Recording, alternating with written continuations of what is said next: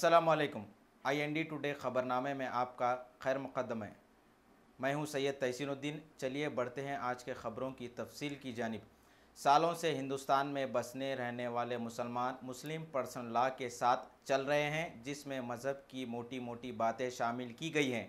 अगर बारीकी पर गौर किया जाए तो आज के मॉडल माहौल में इंसान बड़ी अड़चनें महसूस करेगा। जब कभी भी मुसलमानों में 3 तलाक़ का मसला बना तो कोई ना कोई फ़रीक भारत के क़ानून का दरवाज़ा खटखटाया और क़ानून ने पर्सनल लॉ के मुताबिक इन्हें फ़ैसला दिया। ये सदियों से चलता आ रहा है, इसमें हमें मज़ीद सोचने की ज़रूरत नहीं है।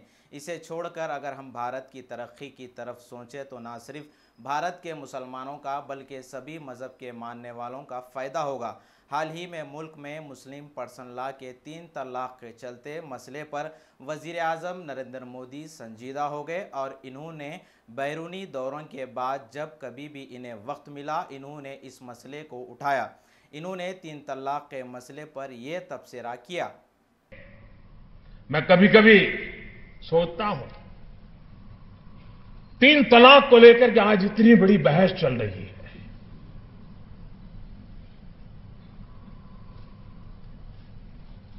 मैं भारत की महान परंपरा को देखते हुए मेरे भीतर एक आशा का संचार हो रहा है। मेरे मन में एक आशा जगती है कि इस देश में समाज के भीतर से ही ताकतवर लोग निकलते हैं जो कानबाह्य परंपराओं को तोड़ते हैं, नष्ट करते हैं, आधुनिक व्यवस्थाओं को विकसित करते हैं। मुसलमान समाज में से भी ऐसे प्रबुद्ध लोग पैदा होंगे, आगे आएंगे और मुस्लिम बेटियों को उनके साथ जो गुजर रही है, जो बीत रही है, उसके खिलाफ वो खुद लड़ाई लड़ेंगे और कभी न कभी रास्ता निकालेंगे।